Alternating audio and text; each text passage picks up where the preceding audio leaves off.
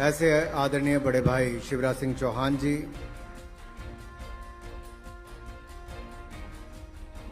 जिन्होंने खेलों में एक नई जान डालने का काम किया है और खेल मंत्री में जो पैशन होना चाहिए वो मध्य प्रदेश की माननीय खेल मंत्री में देखने को मिलता है। ऐसी आदरणीय यशोधरा राजे सिंधिया जी, हमारे बड़े भाई और माननीय मंत्री आदरणीय कमल पटेल जी, सांसद एवं भारतीय जनता पार्टी के सम्माननीय अध्यक्ष प्रदेश अध्यक्ष आदरणीय वी.डी. शर्मा जी, ओलंपिक संघ के अध्यक्ष आदरणीय रमेश जी, ओलंपिक एसोसिएशन के सचिव आदरणीय दिग्विजय जी, और सही मायने में इस कार्यक्रम और इस मंच की भारत की जिन दो बेटियों ने शोभा बढ़ाई है, एक ओलंपिक मेडलिस्ट लवलीना जी, तो दूसरी हमारी वर्ल्ड चैंपियन निखत जरीन जी। उपस्थित सभी अलग अलग खेल संघों के सभी माननीय पदाधिकारी, मंच पर उपस्थित principal secretary sports, director sports, उपस्थित सभी कोचेस, प्रिय खिलाड़ियों और मीडिया से आए हुए मेरे प्रिय मित्रों, मैं सबसे पहले तो जिन खिलाड़ियों को आज और जिन कोचेस को उनके योगदान और उनकी परफॉर्मेंस के लिए सम्मानित किया गया है, आप सब की ओर से उनको दिल की गहराइयों से बहुत बहुत बधाई और बहुत बहुत धन्यवाद करना चाहता हूं। मित्रों, ऐसे राज्य में आज आने का अवसर मिला है जहां पर पिछले, मैं कह सकता हूं, 2 दशकों में एक बहुत बड़ा बदलाव खेलों के क्षेत्र में आया है। यशोधरा जी ने ठीक कहा, 2004 में केवल खेलों के क्षेत्र में ही नहीं, वैसे भी मध्य प्रदेश को बीमारू राज्य कहा जाता था, लेकिन उसके बाद जो अन्य क्षेत्रों में बदलाव देखने को मिला, मैं कह सकता हूं बाकी क्षेत्रों में शिवराज जी आपने जो किया सो किया, खेलों में जो आपने किया है उसके लिए मैं आपका बहुत बहुत आभार प्रकट करता हूं। मैं आज 1 बजे ठीक यहां पर लैंड कर गया था मध्य प्रदेश में, और 6:15 बजे मैं आपके यहां पर, यानी कि पिछले 5.25 घंटे 5 मिनट में कहीं बैठा नहीं हूं शिवराज जी। मैंने सारे जितने खेल के आपके इंफ्रास्ट्रक्चर बना है, एक स्टेडियम से दूसरे खेल के मैदान से दूसरे से तीसरे, तीसरे से चौथे में, और मैं कह सकता हूं कि शूटिंग रेंज जो यहां पे 50 मीटर, 25 मीटर, 10 मीटर की जो एकेडमी बनी, जो कैंपस बना है, वो केवल राज्य का ही नहीं, देश का सबसे खूबसूरत शूटिंग रेंज यहां पर बना है।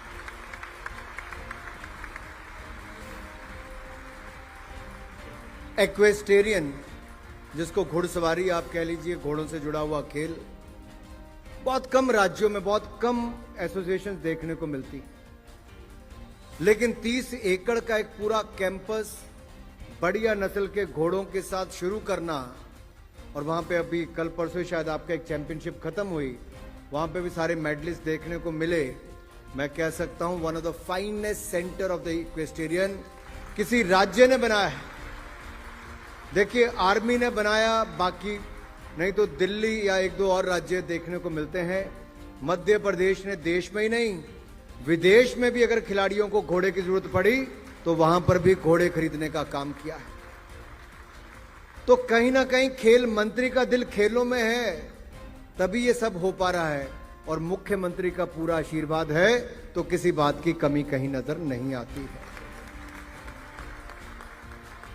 आज वुमेन्स एलीट बॉक्सिंग चैंपियनशिप भी यहां पर करवाई गई, और 2 गोल्ड मेडलिस्ट तो मंच पर ही हैं, और अन्य यहां पर आपके यहां पर मौजूद हैं। मैं देख रहा था ये जो एकलव्य अवार्ड, विक्रम अवार्ड आपने किए, सही मायने में खिलाड़ी के लिए सबसे बड़ी मनोबल बढ़ाने की बात क्या है? देखिए, जिस खिलाड़ी को इस मंच पर आने का अवसर मिला, ओलंपियन मेडलिस्ट हो, वर्ल्ड चैंपियन हो, प्रदेश का मुख्यमंत्री हो, प्रदेश के खेल मंत्री हो, और आप जैसे खेल प्रेमी बैठे हो, वो अपने आप ही उसका मनोबल बढ़ जाता है कि आने वाले समय में अच्छा करने वाले। तो मुझे पूछा गया कि मध्य प्रदेश को ही आपने खेलो इंडिया यूथ गेम्स क्यों दी। मैंने यहां आने से पहले मैंने पूरा आपका इंफ्रास्ट्रक्चर स्पोर्ट्स का नहीं देखा था, लेकिन जितना मैंने सुना था उससे ज्यादा अच्छा मध्य प्रदेश ने खेलों के क्षेत्र में करके दिया। आज मेरे मीडिया के मित्र यहां पर पूछ रहे थे, मीडिया के मित्रों ने पूछा, तो जैसे मैं आके मंच पे पूछा तो शिवराज जी ने पहली बात ही पूछी, तैयारी कैसी चल रही है, कोई कमी है तो बताओ, अभी पूरी कर लेंगे, अभी भी हमारे पास 1 महीना है। तो जिस राज्य के मुख्यमंत्री को ये चिंता है कि देश के 7,000 से ज्यादा खिलाड़ी और 10,000 लोग एथलीट और सारे स्पोर्ट्स पर्सन मिलके, जो उनके बाकी कोचेस, ट्रेनर्स और बाकी सब आएंगे, तो एक राज्य के मुख्यमंत्री और खेल मंत्री को इतनी चिंता है कि देश भर के लोग जब यहां पर आएं तो एक ऐसी याद लेकर जाएं कि महाकाल लोक ही नहीं देखना है, ओंकारेश्वर मंदिर ही नहीं देखना है, भोपाल की लेक ही नहीं देखनी, खेलों का आधारभूत ढांचा भी और यहां पर खेलों की सुविधाएं भी मध्य प्रदेश की देखनी। एक सॉफ्ट पावर के रूप में, एक सॉफ्ट पावर के रूप में हम स्पोर्ट्स में आगे बढ़ते हैं। जैसे पूरे देश भर में तिरंगा लहराने के लिए इस बार हर घर तिरंगा अभियान चलाया, तो देश के 22 करोड़ घरों पर तिरंगा झंडा इस बार लहराया गया। जम्मू कश्मीर में जहां पर 2011 में मुझे लाल चौक पर तिरंगा झंडा नहीं लहराने के लिए जेल में डाल दिया था, उस कश्मीर के कोने कोने में भी इस बार तिरंगा झंडा लहराया गया है। लेकिन दुनिया के किसी देश में जाकर तिरंगा झंडा लहराया जाए और आपका राष्ट्रीय गान की धुन भी सुनने को मिले, वो तब होता है जब नीरज चोपड़ा गोल्ड मेडल जीतता है या निखत जरीन आपके गोल्ड मेडल जीतने का काम करती है। जब हमारे खिलाड़ी दुनिया की धरती पर जाकर गोल्ड मेडल जीते, तब जाकर तिरंगे की आन बान और शान बढ़ती है।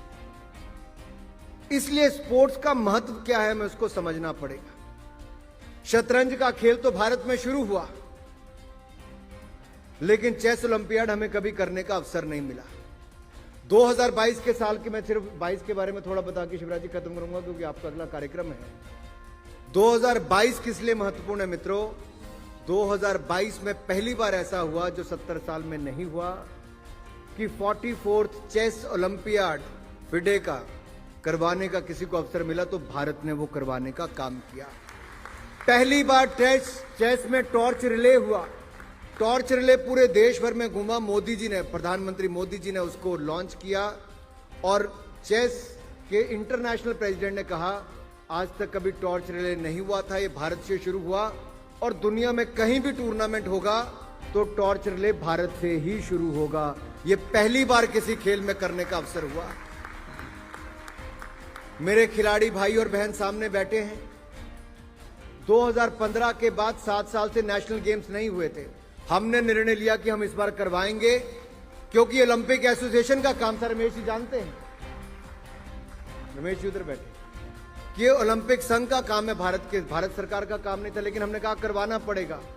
मात्र 3 महीनों के अंदर 36वां नेशनल गेम, 36 गेम्स का रिकॉर्ड समय में और बहुत शानदार करवाया, तो गुजरात के राज्य में हमने करवाने का काम किया।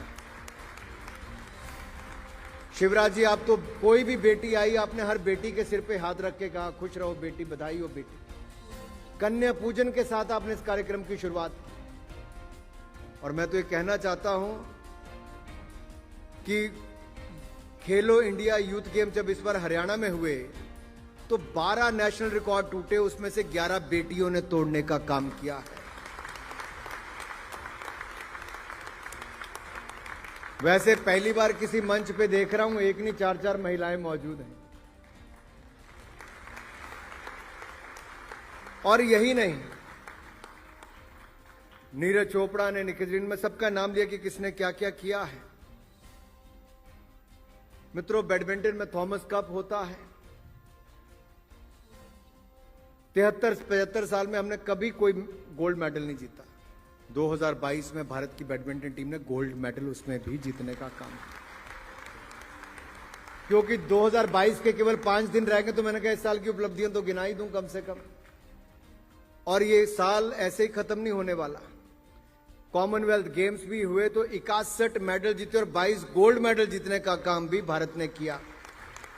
पिछली बार जब हम खेले थे तो हमारे 66 मेडल थे, लेकिन 16 शूटिंग में मेडल आए थे। इस बार शूटिंग उसका हिस्सा नहीं था, आर्चरी हिस्सा नहीं था, लेकिन उसके बावजूद भारत ने 61 मेडल जीते और 220 करोड़ वैक्सीनेशन भी करने का काम भारत ने ही इस साल किया है। तो 2022 बहुत शानदार वर्ष भी गया। केवल एक बात मैं अपनी और करके अपनी वाणी को विराम दूंगा। खेलो इंडिया गेम्स, ये खेलो इंडिया अभियान का हिस्सा है जो माननीय प्रधानमंत्री मोदी जी ने शुरू किया। आदरणीय शिवराज जी, हमने इसके लिए 3,195 करोड़ रुपए का बजट रखा है, जो आज से पहले कभी नहीं हुआ था। ये अगले इन 5 वर्षों के लिए केवल खेलो इंडिया के लिए है। इसके अंदर खेलो इंडिया यूनिवर्सिटी गेम्स, खेलो इंडिया यूथ गेम्स, खेलो इंडिया के अंतर्गत जो एथलीट्स को लिया जाता है, जैसे मान लीजिए खिलाड़ी 3,000 को हम सिलेक्ट करेंगे खेलो इंडिया एथलीट के रूप में, उसके लिए हम 6 लाख रुपया साल का रहने का, खाने पीने का, ट्रेनिंग का खर्च करते हैं, जो जहां पर भी वो करेगा। और 1,20,000 रुपये उनको जेब खर्च देने का काम हम लोग अलग से करते हैं, ताकि उनके परिवार के ऊपर कोई बोझ ना आए। ये सारा भारत सरकार इन 3,000 खिलाड़ियों के लिए अलग से करती है। फिर target Olympic podium scheme, tops के अंतर्गत निखित, लवलीना, ऐसे बहुत सारे खिलाड़ी हैं जो एलीट एथलीट के रूप में आते हैं, कुछ डेवलपमेंट के रूप एथलीट के रूप में आते हैं। इनका रहने का, खाने का, ट्रेनिंग का सारा खर्चा देश और विदेश का पूरे साल का भारत सरकार उठाती है। और 6 लाख रुपया जेब खर्च भी खिलाड़ियों को साल का भारत सरकार देती है, ताकि किसी के परिवार के ऊपर कोई खर्चा ना आए। हम देश भर में 1,000 खेलो इंडिया सेंटर खोलने जा रहे हैं, ताकि जो पुराने खिलाड़ी हैं उनको आय के साधन भी मिल जाएं, वो और ट्रेनिंग भी करवा सकें। सेंटर शुरू करने के लिए 5 लाख मिलता है और रनिंग के लिए हर साल 5 लाख अलग से मिलता है, तो हर के रोजगार का अवसर भी मिल जाता है। और 1,000 सेंटर में से 750 को मंजूरी दे दी है। 15 अगस्त 2023 से पहले पहले 1,000 सेंटर पूरे कर लिए जाएंगे। बहुत सारी बातें भारत सरकार की करने की है, लेकिन मैं उस दिशा में नहीं जाऊंगा, नहीं तो बहुत लंबा हो जाएगा। मैं केवल इतना ही कहूंगा, यशोधरा जी, ये जो पैशन आपके अंदर खेलों को लेकर है, बहुत सारे खेल मंत्री, मेरे खेल मंत्रियों के एक हमने कॉन्फ्रेंस करवाई केवड़िया में, एकता नगर में, गुजरात में, जहां सरदार पटेल का स्टैच्यू है। शायद ही देश का कोई खेल मंत्री सुबह से लेकर रात की मीटिंग तक लगातार बैठा हो। 2 दिन, वो 2 दिन मीटिंग चली। ये ताली किसके लिए बजाई? मैंने तो कहा शायद ही कोई खेल मंत्री पूरा दिन बैठा हो, तो आपने ताली कैसे बजा दी? कौन खेल मंत्री बैठा होगा पूरा दिन?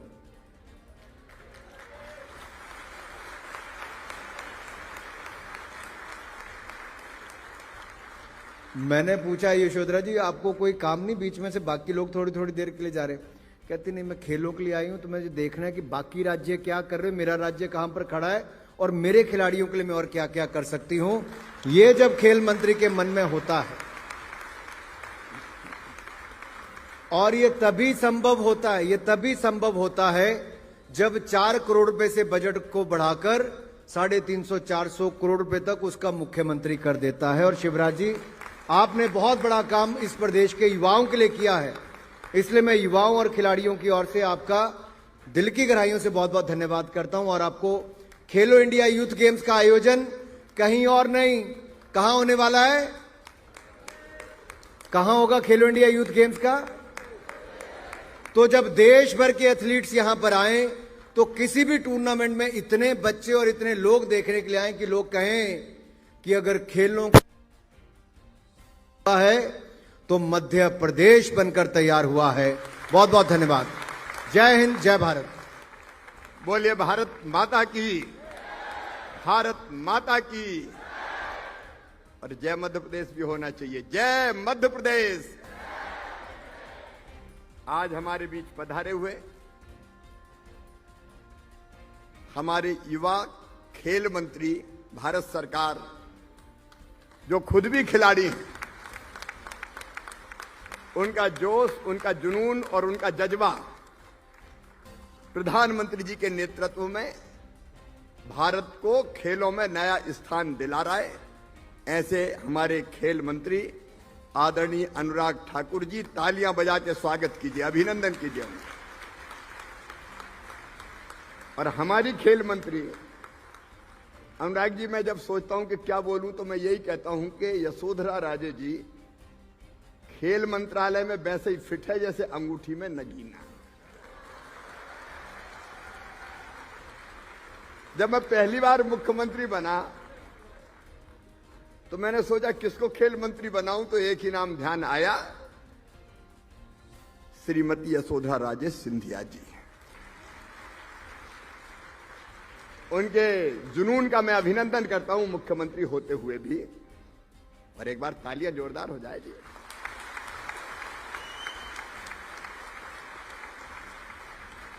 हमारे युवा और जुझारू कृषि मंत्री आदरणीय कमल पटेल जी, तालियां बजे तो जोर से बजे, खिलाड़ी हैं,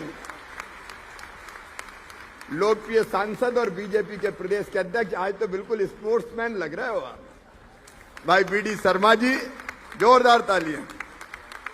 और हमारे बीच दो ओलंपियन, एक बहन लवलीना अंतर्राष्ट्रीय ओलंपियन बॉक्सिंग, उनका भी तालियां बजा के स्वागत कीजिए। एक बेटी Nikhat Zareen world champion boxing, उनका भी तालियां बजा के स्वागत कीजिए। रमेश जी मेंदोला, हमारे अध्यक्ष ओलंपिक संघ, दिग्विजय जी ओलंपिक एसोसिएशन के सेक्रेटरी, आज जिनको हमने पुरस्कृत किया, वैसे मेरे सभी खिलाड़ी बेटे बेटियों जिनको हमने द्रोणाचार्य अवार्ड से सम्मानित किया, ऐसे सभी कोचेज और मेरे प्यारे भांजे और लाडली भांजियों, सबसे पहले तो अनुराग जी का स्वागत। मध्य प्रदेश में कई आयोजन हो रहे हैं इस समय। 7 तारीख से प्रवासी भारतीय सम्मेलन प्रधानमंत्री जी उद्घाटन करने पधार रहे हैं, राष्ट्रपति जी समापन करेंगे इंदौर में। इसके बाद ग्लोबल इन्वेस्टर समिट, प्रवासी भारतीय सम्मेलन में भी लगभग 84 देशों के लोग आ रहे हैं, एनआरआई आ रहे हैं। उसके बाद ग्लोबल इन्वेस्टर समिट 2 राष्ट्रपति आ रहे हैं, कई देशों के मंत्री आ रहे हैं, बिजनेस डेलीगेट्स आ रहे हैं। वो होगा 11 और 12 को, वो भी इंदौर में। और इसके बाद एक युवा समागम हो रहा है 13 तारीख को। अनुराग जी, मध्य प्रदेश की युवा नीति बन रही है। हमारे विद्यार्थी, हमारे स्पोर्ट्समैन, यूथ के अलग अलग जितने सेक्टर हैं, उसका प्रतिनिधित्व होगा। 1 लाख बेटे बेटियां इकट्ठे होंगे भोपाल में। उसके बाद G20 की बैठकों का आयोजन होगा। और उसके बाद यशोधरा जी वर्ल्ड कप शूटिंग प्रतियोगिता की तैयारियों में व्यस्त हो जाएगी, वो भी मध्य प्रदेश में ही होगी। हमारा मध्य प्रदेश बदल रहा है, लगातार आगे बढ़ रहा है। और इसमें खेलो इंडिया यूथ गेम्स मैं प्रधानमंत्री जी को बहुत बहुत धन्यवाद देता हूं। और अनुराग जी, आपने हम पे विश्वास किया, इसलिए आपका आभार प्रकट करता हूं। और आज मैं आपको विश्वास दिलाना चाहता हूं, हम इस 5वें खेलो इंडिया यूथ गेम्स के आयोजन में कोई कसर नहीं रखेंगे। यशोधरा जी, पैसे ढेले की चिंता मत करना, बताते रहना, आप बताती जाओगे, हम करते जाएंगे।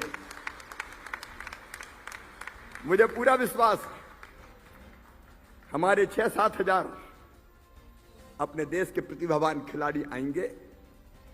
और अनुराग जी, अपने देश की परंपरा अतिथि देवो भव, मेहमान जो हमारा होता है वो जान से प्यारा होता है।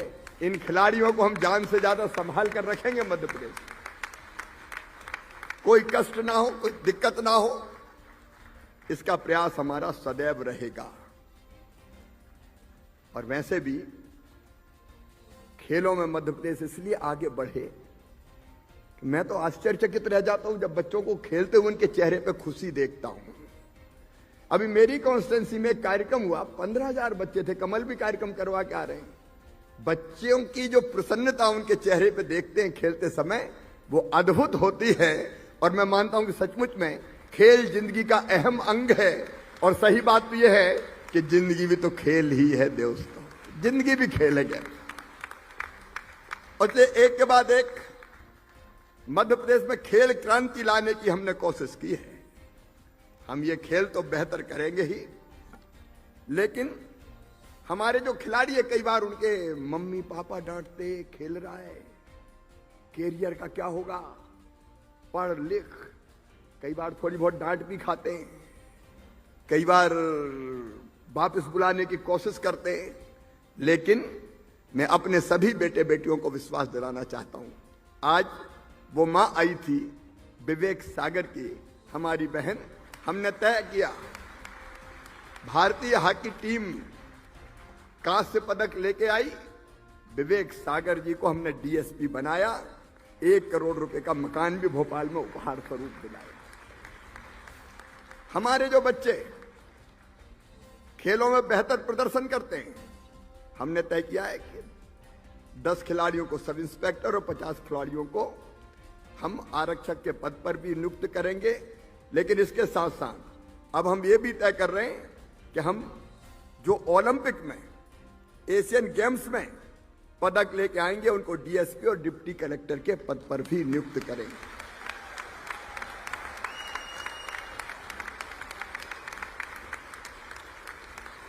और एक बात और,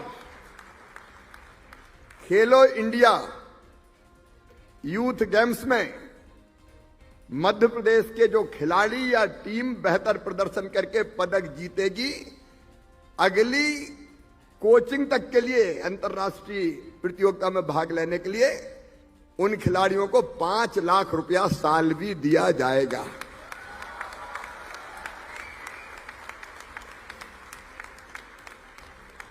हमारे खिलाड़ी आगे बढ़े और एक बढ़िया प्रतिस्पर्धा हो जी खेलों में। खेल हमारे देश के खिलाड़ियों के बीच ही होगा। हम सब भारत मां के लाल, भेदभाव का कहां सवाल। लेकिन हम ये चाहते हैं कि मध्य प्रदेश के खिलाड़ी इस प्रतिस्पर्धा में डट के उतरे और मेडल लेके आओ, इतने लेके आओ कि बांटते बांटते हाथ थक जाए। बोलो खेलोगे? अरे ऐसे बोलते क्या? खेलोगे? जीतोगे?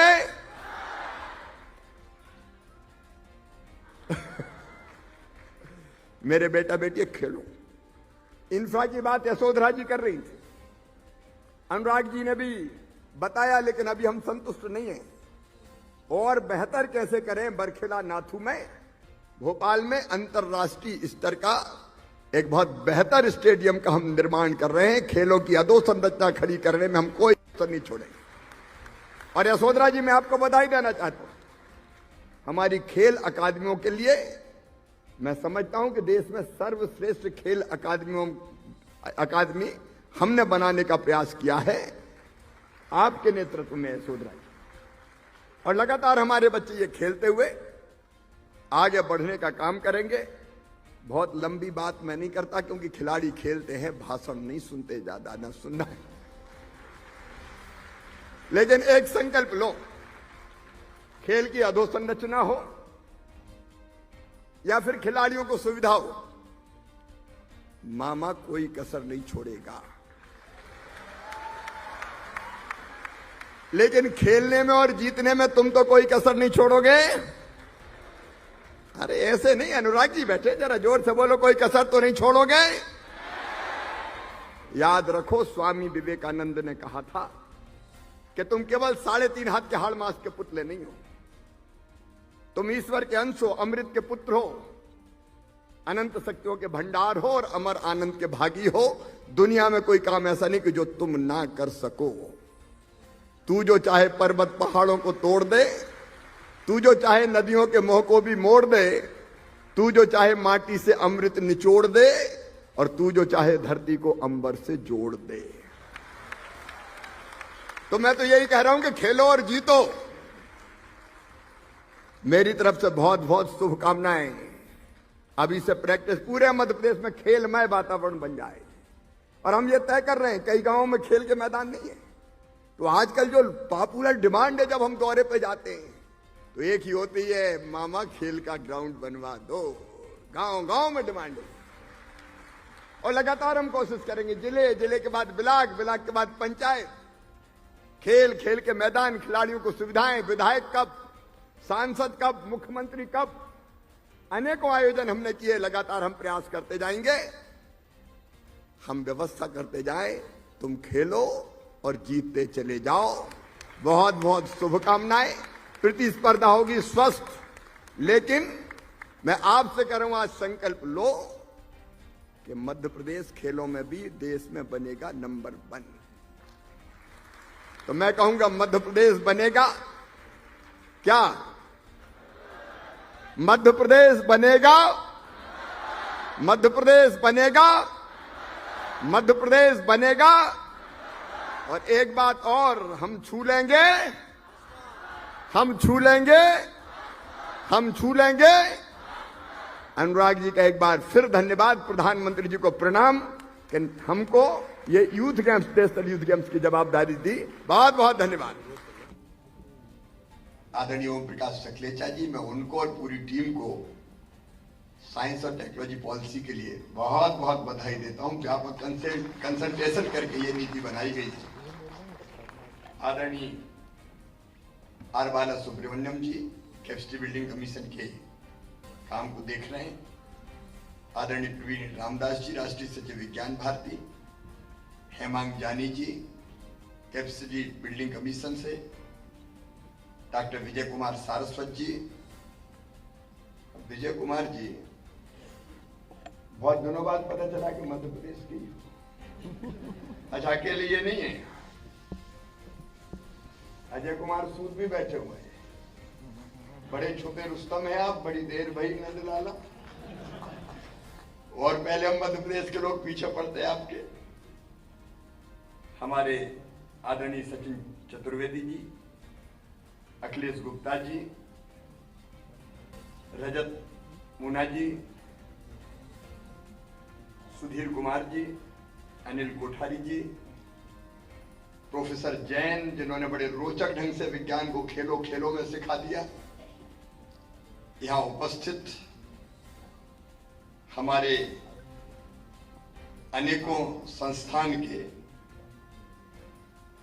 हमारे डायरेक्टर और प्रमुख बैठे हुए हैं, वो हमारे सभी साथीगण, प्रिय बहनों और भाइयों। मैं कुछ बोलूं उसके पहले मैं भी विज्ञान पढ़ा हूं 11वीं तक। पहले 10+2 नहीं हुआ करता था। मध्य प्रदेश में 11वीं पास करके फिर जाते थे कॉलेज में। हमारे केमिस्ट्री के सर अरोरा सर हमको पढ़ा रहे थे संतृप्त घोल और असंतृप्त घोल। उनने हमें कहा, 2 जार लाए, पानी भरा और उसमें शक्कर डालना शुरू किया। बोले घोलो। तो हम घोलते गए तो शक्कर घुलती चली गई। तो उन्होंने कहा, ये घुल रही है शक्कर, ये है संतृप्त घोल। फिर बोले और शक्कर डालो। हमने और डाली और फिर घोल के देखा तो थोड़ी देर के बाद शक्कर ने घुलना ही बंद कर दिया, शक्कर नीचे बैठ गई। तो अरोरा सर बोले, ये हो गया है संतृप्त घोल। अब कितनी भी इसमें तुम डंडी घुमा लो, अब ये घुलेगी नहीं। अब मुझे पता नहीं आप कितनी देर से बैठे हैं।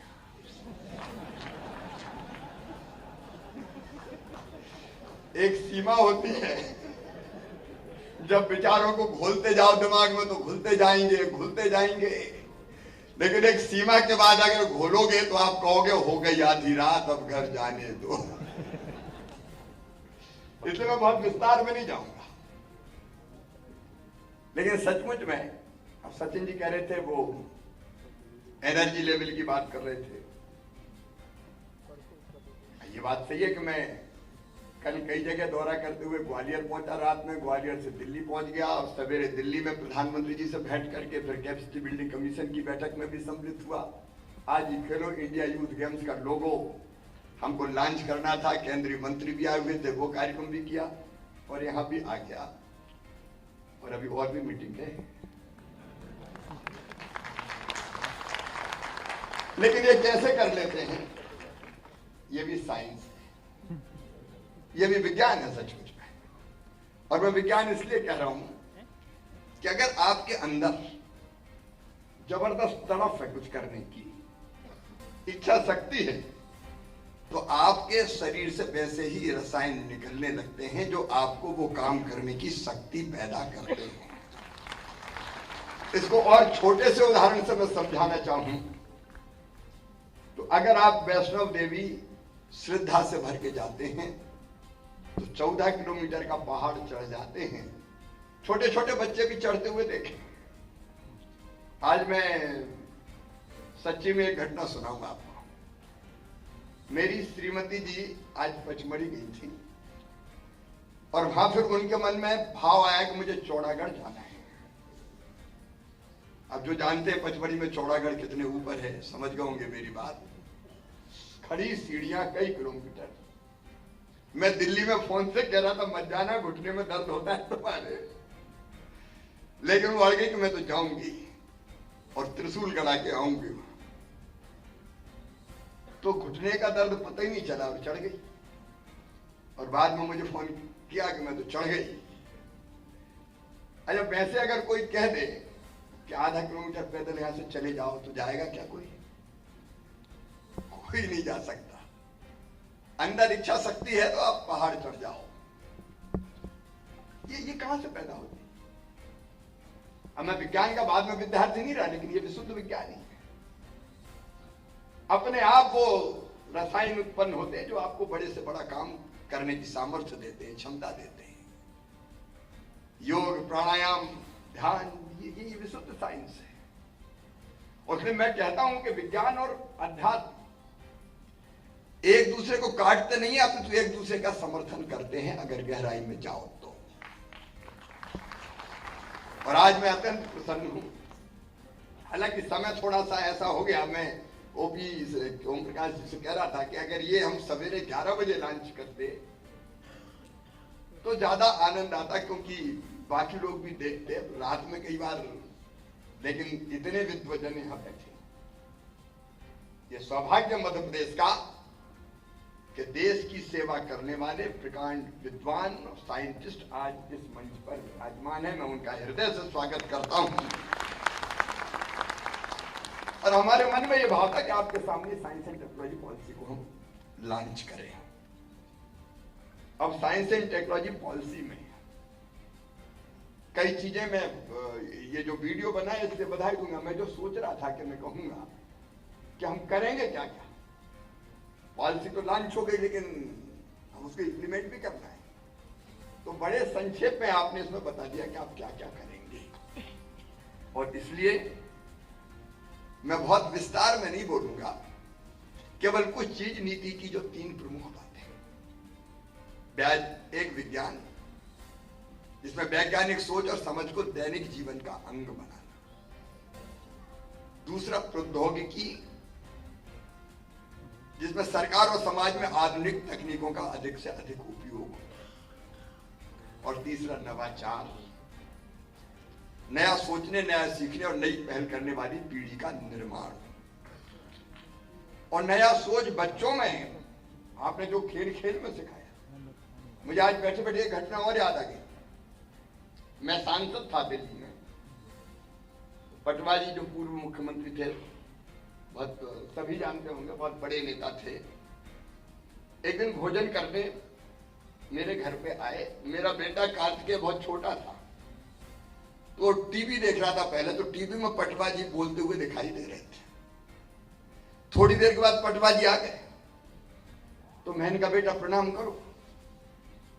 तो वो धीरे से तोतली आवाज में बोला, पापा प्रणाम तो ठीक है, लेकिन उनसे पटवारी से बोला, मुझे ये तो बताओ इस टीवी में घुसे कैसे थे तुम? ये बिल्कुल सच घटना। मैं को प्रणाम करो, बोलिए घुसे कैसे थे इसमें तो बता। अब बच्चा इतना जिज्ञासु होता है और वो सोचते सोचते देखता है कि ये दिखते कैसे थे इसमें। ये जिज्ञासा बच्चों में वैज्ञानिक दृष्टिकोण का निर्माण करती है और यही वास्तव में फिर नवाचार यहीं से शुरू होता है। और इसलिए ये नवाचार इसका एक प्रमुख अंग है। प्रमुख विशेषताओं के बारे में मैं बहुत विस्तार में नहीं जाऊंगा, लेकिन हमारे बेटा बेटियों का रुझान साइंस, टेक्नोलॉजी, इंजीनियरिंग और मैथमेटिक्स की तरफ बढ़े। मध्य प्रदेश में इसकी जरूरत है। हम ये काम करेंगे इस टाइम। और उसके साथ साथ computing, 5G, semiconductors, internet of things, blockchain, artificial intelligence में सारे विषयों विस्तार से नहीं जा रहा। इन सब में कौशल विकास पर भी हम विशेष ध्यान दें। देखो, अभी मध्य प्रदेश की पहचान कृषि प्रधान प्रदेश के नाते है, लेकिन इस पॉलिसी के माध्यम से मैं ये चाहता हूं ये टेक्नोलॉजी प्रधान प्रदेश के रूप में जाना जाए। और इसके लिए हम हरसंभव प्रयास करेंगे। उसके आपने कहा, शायद प्रोफेसर सूद ने भी कहा, स्टेट इनोवेशन फंड हम लोगों ने बनाने का फैसला किया है। वीडियो में भी हमने दिखाया। और इसलिए एक नहीं, अनेकों चीजें जो वीडियो में देखी वो हम करने का प्रयास करेंगे। हम आज के युग में डाटा की महत्ता समझते हैं। डाटा ऑयल और सोने की तरह ही मूल्यवान है। अलग अलग एजेंसियां कैसे डाटा शेयर करें, इस डाटा की सुरक्षा कैसे हो, इन सब के प्रोटोकॉल भी इस पॉलिसी के माध्यम से हम विकसित करने का प्रयास करेंगे। सांस्कृतिक विरासत के प्रसार के लिए वर्चुअल रियलिटी, ऑगमेंटेड रियलिटी का इस्तेमाल करेंगे और पारंपरिक ज्ञान और प्रथाओं का दस्तावेजीकरण, सत्यापन भी हम करेंगे। विज्ञान का लोक व्यापीकरण, जैसा प्रधानमंत्री जी ने कहा कि विज्ञान केवल कुछ लोगों के लिए थोड़ी है, लोगों की जिंदगी बदलते विज्ञान और दृष्टिकोण ही वैज्ञानिक हो जाए। इसलिए लोक व्यापीकरण के लिए भी अब आपके साथ प्रोफेसर जैन बैठे, MOU हुआ ही है, इसलिए हम उस दिशा में काम करेंगे। और उसके लिए कोडिंग लैब हो, क्यूरोसिटी लैब हो, अलग अलग जितने प्रयास है वो हम सब करेंगे। मित्रों, एक बात और मुझे लगती है जिसका उल्लेख ओम प्रकाश सखलेचा जी कर रहे थे, भारतीय ज्ञान परंपरा का प्रभावी उपयोग। तो विज्ञान हमारे लिए नया नहीं है। 5000 साल से ज्यादा ज्ञात इतिहास है। हम अध्यात्म और विज्ञान दोनों की दृष्टि से अत्यंत समृद्ध रहे हैं। अब उज्जैन को ही देख लो, भारत का प्राचीन ग्रीनविच हुआ करता था। काल गणना का प्राचीनतम केंद्र उज्जैन। आज भी राजा जयसिंह के द्वारा स्थापित जंतर मंतर मौजूद है। खगोल विज्ञान के क्षेत्र में सूर्य चंद्रग्रहण की सटीक भविष्यवाणी करना भारतीय ज्ञान परंपरा का अभिन्न अंग रहा है। भारतीय कैलेंडर पाश्चात्य कैलेंडरों की तुलना में अधिक सटीक और वैज्ञानिक माने गए। तो आज से थोड़ी है, हमारी परंपरा ज्ञान, हमारी विरासत, नवाचार, इस पर भी हम बल देंगे। यहां तक कि जनजातीय क्षेत्रों में, हमारे ट्राइबल बेल्ट में कई बेगा वैद्य इतने जबरदस्त है कि वो पूछते हैं, नाड़ी देखते हैं और दवाई बता देते हैं कि फलानी ये जड़ी खाना, ये बूटी खाना है। संजीवनी बूटी की तरह उनका काम। अब ये भी तो साइंस है। इसका भी हम प्रचार प्रसार, इसको आगे ले जाने का काम, ये भी हम इसके माध्यम से करेंगे। नवाचार को बढ़ावा देंगे। उत्कृष्टता को बढ़ावा देने के लिए राज्य नवाचार कोष की स्थापना हम करेंगे। अनेकों प्रकार के प्रयास जो इस नीति में कहे गए हैं वो सारे प्रयास हम करेंगे। मैंने पहले ही कहा कि काफी समय हो गया है। मैं एक बार आभार प्रकट करना चाहता हूं उन मित्रों का जिन्होंने इस पॉलिसी को बनाने में अपना अमूल्य योगदान दिया है। प्रोफेसर सूद ने कुछ चीजों की तरफ हमारा ध्यान आकर्षित करवाया है कि ये और होता तो बेहतर होता। आपने जिन चीजों की तरफ हमारा ध्यान आकर्षित किया है उनकी तरफ भी हम निश्चित तौर पर ध्यान देंगे। और इस मंच से मैं चाहूंगा कि मध्य प्रदेश के मन में ललक है, तरफ है आगे बढ़ने की, अपनी जनता की जिंदगी बदलने के लिए एक वैभवशाली, गौरवशाली, संपन्न, समृद्ध और शक्तिशाली भारत के निर्माण में जो प्रधानमंत्री जी कर रहे हैं अपना विशिष्ट योगदान देने की। $5 ट्रिलियन की इकोनॉमी में $550 बिलियन का 2026 तक योगदान मध्य प्रदेश करेगा। ऐसे कई टारगेट्स हमने तय किए हैं। उन टारगेट्स को पूरा करने में आप विद्वानों का सहयोग हमें चाहिए और मुझे पूरा विश्वास है कि आपका ये सहयोग मिलेगा। एक बार मैं फिर आप सबको धन्यवाद देते हुए अपनी वाणी को विराम देता हूं। बहुत बहुत धन्यवाद, प्रणाम, नमस्कार। आपने अब तक बहुत सारे घोटाले सुने होंगे। उत्तर प्रदेश में कई घोटालों को आपके समक्ष मैंने उजागर किया है पहले भी, और एक ताजा मामला भी मीडिया के मित्रों ने उजागर किया है। उस पर कुछ सवाल है मेरा इस सरकार से, और वो मामला क्या है? अब तक हमने सुना वेंटिलेटर में, ऑक्सीमीटर में, थर्मोमीटर में घोटाला। अब तक मैंने सुना कि कोरोना की जांच करने में उत्तर प्रदेश में घोटाला हो गया, फर्जी नामों से घोटाला कर लिया, कोरोना की टेस्टिंग कर ली। लेकिन यह जो मामला है यह बड़ा रोचक है और पूरी दुनिया में उत्तर प्रदेश सरकार की हंसी हो रही है। योगी आदित्यनाथ की सरकार का मजाक लोग उड़ा रहे हैं, क्योंकि एक इन्वेस्टर समिट का ड्रामा हर साल उत्तर प्रदेश की योगी आदित्यनाथ जी की सरकार करती है। और उस इन्वेस्टर समिट के बाद यह बताया जाता है कि देखिए साहब, उत्तर प्रदेश में लाखों करोड़ का इन्वेस्टमेंट आ गया। ये कंपनी, वो कंपनी, वो कंपनी, ये विदेश की कंपनी, ये पूंजीपति, इस कंपनी वाले ने, उस कंपनी वाले ने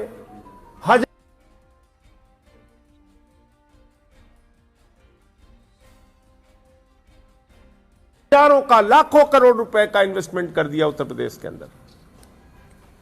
लेकिन यह मामला सिर्फ इन्वेस्टर समिट का नहीं होता है। इस इन्वेस्टर समिट को ऑर्गेनाइज करने में, इस इन्वेस्टर समिट के आयोजन के पहले करोड़ों करोड़ रुपए खर्च किए जाते हैं।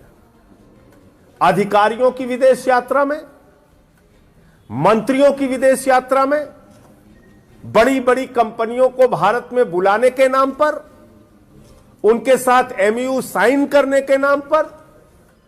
और यह भी एक प्रकार का घोटाला है कि आप सरकार का खजाने का पैसा, करोड़ों रुपए पानी की तरह बहा रहे हैं और इन्वेस्टमेंट के नाम पे मामला जीरो है।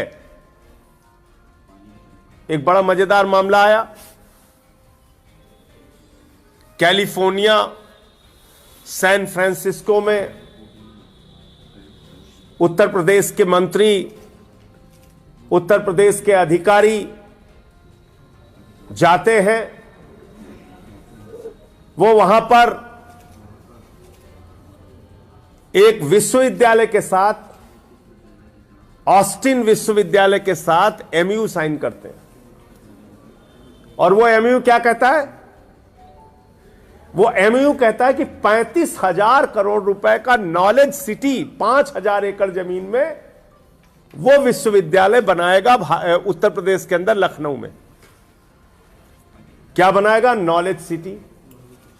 कितने एकड़ जमीन में? 5,000 एकड़ जमीन में। और कितने का बनाएगा? कितने का एमयू साइन हुआ? 35,000 करोड़ रुपए का। तो जाहिर सी बात है, भारतीय जनता पार्टी के नेताओं की, कार्यकर्ताओं की, भक्तों की बाँछें खिल गई कि बताओ, योगी जी इतना बड़ा इन्वेस्टमेंट लेके आ रहे हैं 35,000 करोड़ रुपए का। जब उसकी हकीकत पता की गई तो वो विश्वविद्यालय, ऑस्टिन विश्वविद्यालय, एक ब्लैक लिस्टेड विश्वविद्यालय है अमेरिका के अंदर। एक काली सूची में रखा गया विश्वविद्यालय अमेरिका में। उसके साथ योगी जी की सरकार 35,000 करोड़ का एमयू साइन करके चली आई और उसके नाम पे करोड़ों की यात्रा हो गई अधिकारियों की। ट्वीट भी होने लगे, सोशल मीडिया पे भी चलने लगा कि देखो योगी जी ने कितना बड़ा कमाल कर दिया, 35,000 करोड़ का एमयू साइन करके नॉलेज सिटी खोलने जा रहे हैं यहां पे अमेरिका के विश्वविद्यालय के साथ। पता चला वो विश्वविद्यालय जमीन पे है ही नहीं।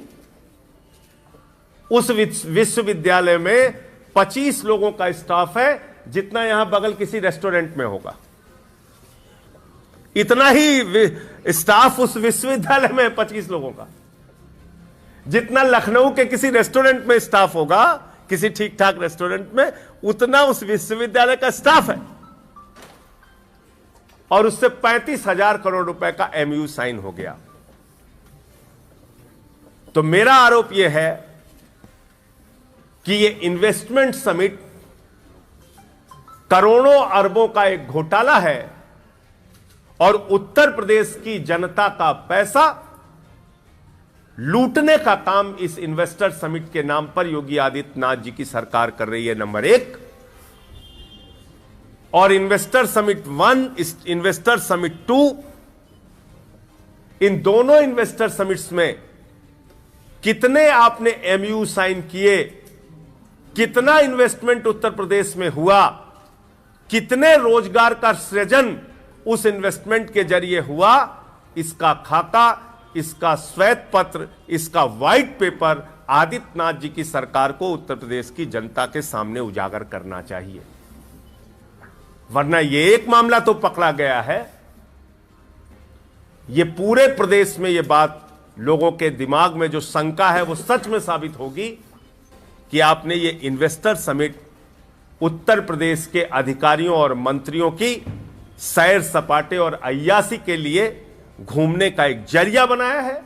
ये इन्वेस्टर समिट करोड़ों रुपए के आयोजन के नाम पे बर्बादी का एक जरिया आपने बनाया है और ये एक प्रकार से अलग प्रकार का एक घोटाला है जो आप इन्वेस्टर समिट के नाम पर कर रहे हैं। इसके नतीजे में ना तो रोजगार कोई सृजन हो रहा है, ना ही कोई इन्वेस्टमेंट हो रहा है। यह उत्तर प्रदेश की जनता के आंखों में और उत्तर प्रदेश के नौजवानों की आंखों में धूल झोंकने का काम आदित्यनाथ जी की सरकार कर रही है, नंबर 1।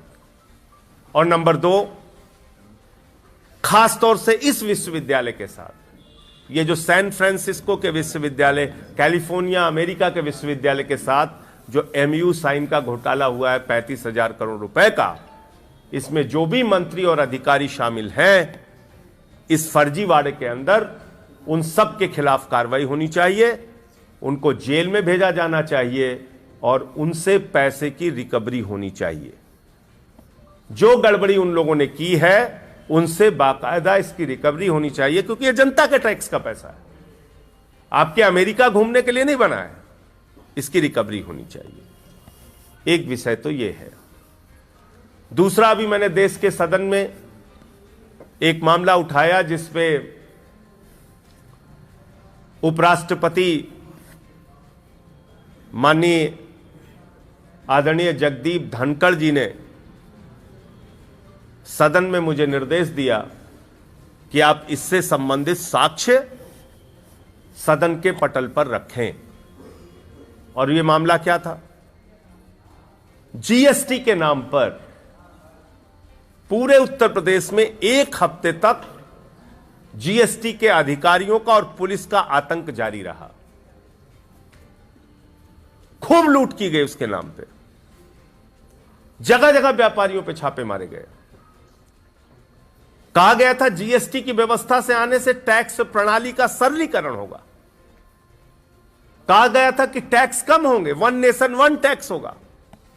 लेकिन यह जीएसटी की व्यवस्था व्यापारियों के लिए एक जंजाल बन गई है।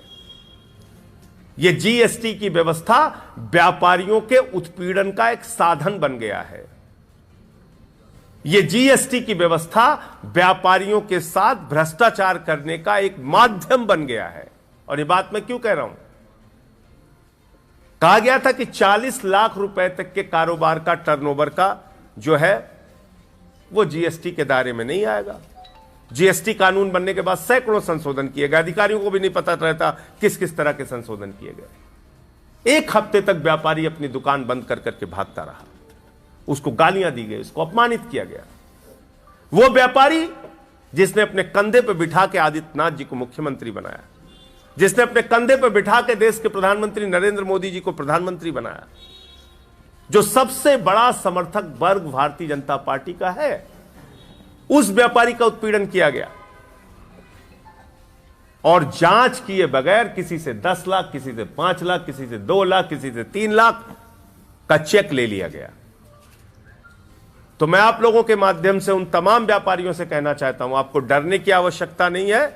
राज्यसभा में उपराष्ट्रपति महोदय ने कहा है आपके साथ हुए उत्पीड़न की जानकारी मैं राज्यसभा के सदन को दूं, तो मैं आप लोगों के माध्यम से उन व्यापारियों से अपील करता हूं, अपने उत्पीड़न से संबंधित जो भी जानकारी आपको देना है मुझे दीजिए। आम आदमी पार्टी के इस कार्यालय में उपलब्ध कराइए लखनऊ के अंदर, और जो भी होगा आपकी लड़ाई लड़ने का काम हम लोग करेंगे।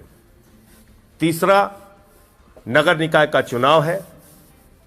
ये सरकार जानबूझ के आदित्यनाथ जी की सरकार ने परसीमन में गड़बड़ियां की, और इतनी गड़बड़ियां की कि एक नहीं अनेक याचिकाएं दाखिल हो गई हाई कोर्ट में।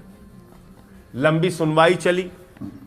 अब तक उम्मीद थी कि चुनाव हो जाना चाहिए था या चुनाव की तारीखों का ऐलान हो जाना चाहिए था, लेकिन न तारीखों का ऐलान हो पाया, न परसीमन पे मुहर लग पाई। अभी भी हाई कोर्ट में मामला लंबित है।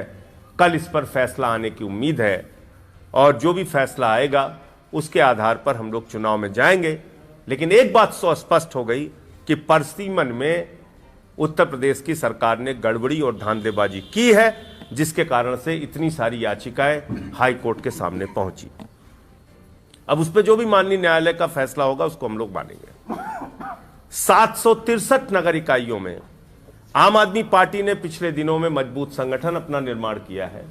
हमने अपना कैंडिडेट भरने के लिए फॉर्म, कैंडिडेट बनने के लिए फॉर्म भी जारी किया है। उम्मीदवार जो बनना चाहते हैं, प्रत्याशी बनना चाहते हैं, उसके फॉर्म भी बहुत हजारों की संख्या में हमारे पास आए हैं। और इन 763 नगर इकाइयों में आम आदमी पार्टी मजबूती से चुनाव लड़ेगी। वार्ड के सभासदों का, पार्षदों का, नगर पंचायतों के चेयरमैन का, नगर पालिका के चेयरमैन का और नगर निगम के मेयर का, इन सभी चुनावों में हम लोग हिस्सा लेंगे। एक हफ्ते तक हम लोगों ने, 10 दिन तक हम लोगों ने पूरे उत्तर प्रदेश में झाड़ू चलाओ गंदगी हटाओ की यात्रा निकाली, और उसमें भारी सफलता मिली। जनता के बीच में काफी हम लोगों को सराहा गया, और ये कहा गया कि आम आदमी पार्टी की अब जरूरत उत्तर प्रदेश में भी है। 10 वर्षों में अरविंद केजरीवाल जी के नेतृत्व में राष्ट्रीय पार्टी बनने का गौरव आम आदमी पार्टी को हासिल हो गया है, और यह जनता के प्यार की बदौलत हुआ।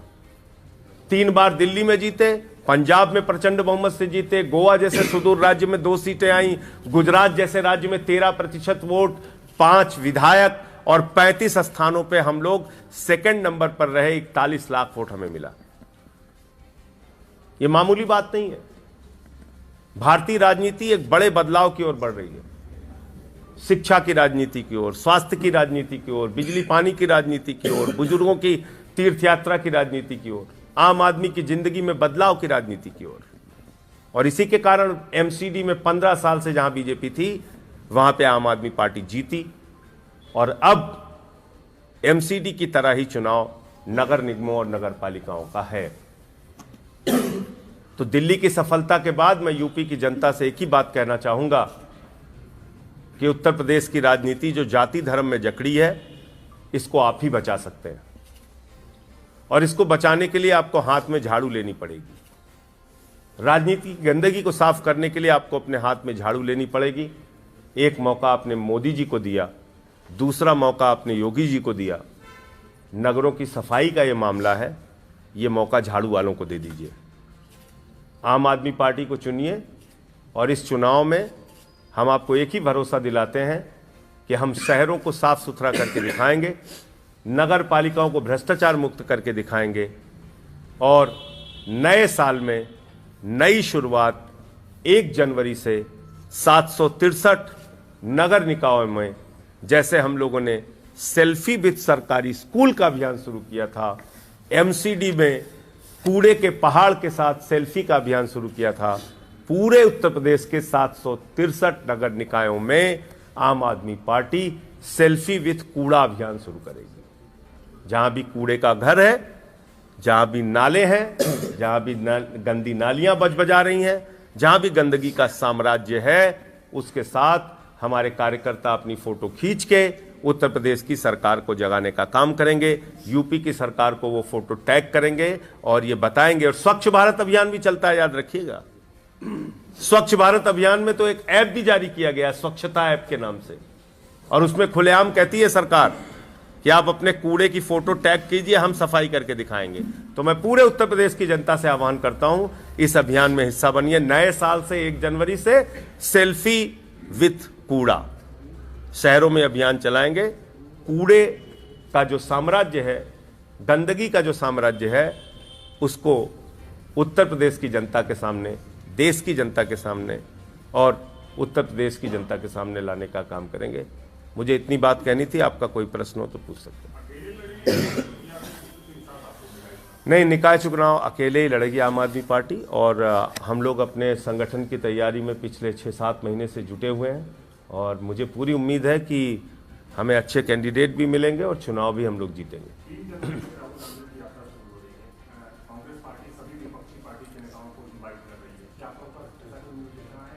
देखिए, हर पार्टी को अपनी राजनीतिक गतिविधि करने का हक है। कांग्रेस पार्टी भी अपनी भारत जोड़ो यात्रा चला रही है, उनको अपनी यात्रा चलाने दीजिए।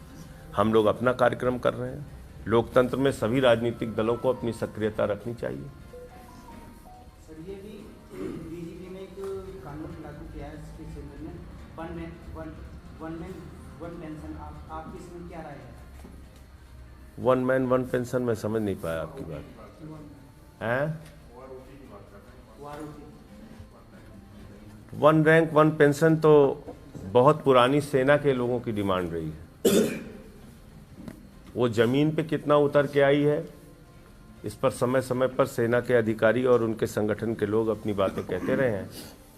जहां तक ओपीएस का सवाल है, ओल्ड पेंशन स्कीम का, आम आदमी पार्टी उसकी समर्थक है, और हम अपने 2 राज्यों में, दिल्ली में विधानसभा का प्रस्ताव पारित कर चुके हैं, और पंजाब में हम लोगों ने नोटिफिकेशन जारी कर दिया है भगवंत मान जी की सरकार ने।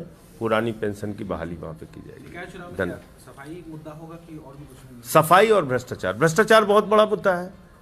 नाली के निर्माण में भ्रष्टाचार, सफाई कर्मचारियों को रखने के नाम पर भ्रष्टाचार, सड़कों के निर्माण के नाम पर भ्रष्टाचार, बिल्डिंग के निर्माण के नाम पर भ्रष्टाचार, हाउस टैक्स के नाम पर भ्रष्टाचार, वाटर टैक्स के नाम पर भ्रष्टाचार, कॉमर्शियल टैक्स के नाम पर भ्रष्टाचार। कितने गिनाऊं? तो अभी ये तो शुरुआत है, कूड़े से कर रहे हैं, बाकी चीजें भी उजागर करेंगे।